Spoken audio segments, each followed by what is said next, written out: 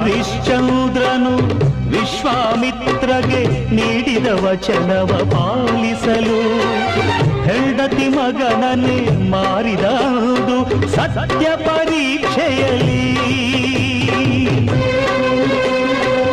ತಂದೆಗೆ ನೀಡಿದ ಮಾತನ್ನು ಪಾಲಿಸೆ ರಾಜ್ಯವ ತ್ಯಜಿಸಿದ ಆ ಭೀಷ್ಮ ಬ್ರಹ್ಮಚರ್ಯವ ಸಾಧಿಸಿ ಗೆದ್ದನು ಧರ್ಮ ಪರೀಕ್ಷೆಯಲ್ಲಿ. ಆಡಿದ ಮಾತಿಗೆ ತಪ್ಪುವುದೇ, ಧರ್ಮವು ಇದನ್ನು ಒಪ್ಪುವುದೇ, ರಕ್ತ ಸಂಬಂಧಕ್ಕೆ ಮಣಿಯುವುದೇ, ನಾಲಿಗೆ ಸತ್ಯವ ಮರೆಯುವುದೇ.